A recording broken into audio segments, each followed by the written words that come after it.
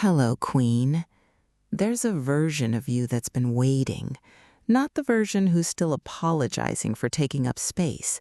Not the one who shrinks herself to make others comfortable. Who says, I'm fine, when she's not. Who keeps choosing the same patterns because they're familiar, even when they hurt. I'm talking about the woman underneath all of that. The one who's been patient, who's been growing quietly, even when it didn't look like it.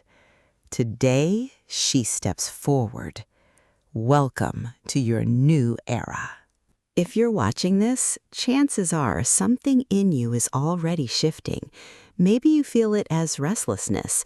Maybe it's disappointment in old habits. Maybe it's just a quiet knowing that says, this isn't it anymore. That feeling isn't random. That's growth knocking. In the next few minutes, we're going to talk about 3 things: leaving behind the old version of yourself without shame, choosing growth even when it's uncomfortable, and how to actually start your new chapter starting today. Grab your tea, get comfortable, and let's begin. Let's get one thing straight. Leaving your old self behind doesn't mean she was wrong. It doesn't mean you were broken or that the years before this one were wasted. Your old self got you here. She survived things. She made decisions with the information and the strength she had at the time. She doesn't deserve your resentment. She deserves your gratitude. But gratitude isn't the same as loyalty. You can thank a season and still walk out of it. So what does leaving the old version of yourself actually look like in real life? It's noticing the relationship that drains you and finally admitting it out loud. It's catching yourself mid-apology for something that needs no apology and stopping. It's realizing the job, the routine, the mindset that used to fit doesn't anymore. It's letting go of the identity of the girl who always puts everyone first, even if people liked her better that way. Growth is not glamorous in the moment. Sometimes it looks like crying in your car. Sometimes it looks like disappointing someone because you finally said no. Sometimes it's just quiet, a slow exhale, a decision made alone at 11 p.m. that nobody claps for. That's still transformation. Just because it's not loud doesn't mean it's not real. Ask yourself right now, what version of me am I still carrying out of habit, not truth? Sit with that question. We'll come back to it. Here's the truth nobody puts on a vision board. Growth is a choice you have to make on repeat. Not once, not in a single dramatic moment. Every single day, in small, unglamorous decisions. Growth is going to bed angry at yourself for scrolling for 2 hours and choosing differently tomorrow without the self-hatred. It's setting a boundary and feeling guilty about it anyway and holding it regardless.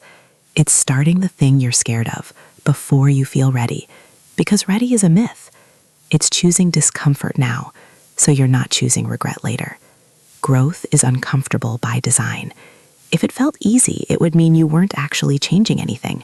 You'd just be doing the same thing with a new outfit on. The woman you're becoming is built in the moments where the old you would have quit, numbed out, or people-pleased her way out of discomfort, and the new you stayed anyway. You don't need to overhaul your entire life overnight. You don't need a 5 a.m. routine, a green juice, and a perfectly curated aesthetic to prove you're growing. Real growth is often invisible from the outside. It's internal before it's ever external. So give yourself permission to grow slowly. Growth that lasts is rarely fast, and that's not failure, that's sustainability. This is the part where we stop talking about growth as a someday thing and start treating it as a now thing. You don't need a new year, a new month, or a Monday to start your new era. You need a decision. Here's how to actually begin today. Number 1, name the chapter you're closing. Say it, even just to yourself. This was the chapter of people-pleasing. This was the chapter of playing small. Naming it gives you closure, and closure gives you permission to move forward. Number 2, choose one small action that reflects the woman you're becoming. Not 10, 1. Maybe it's drinking water before coffee. Maybe it's finally sending that resignation email or that boundary-setting text. Small, consistent actions build identity faster than big, unsustainable ones. Number 3, let go of the audience in your head.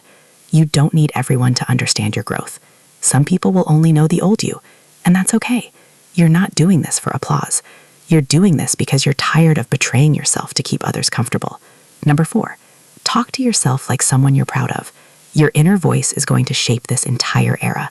Speak to yourself the way you'd speak to a woman you deeply respect, because you are becoming her. This new chapter doesn't start when you feel confident. It starts when you act despite not feeling confident yet. Confidence is the result of the new choices, not the requirement for making them. So here's your invitation, not to be perfect, not to have it all figured out, just to choose today the woman you're becoming instead of the woman you've outgrown. She's not far away. She's not some future fantasy version of you that only exists after you lose the weight, get the job, fix the relationship, or finally feel enough. She's already here, in the way you're showing up right now, just by watching this, just by asking yourself hard questions instead of avoiding them. Your new era isn't something that happens to you.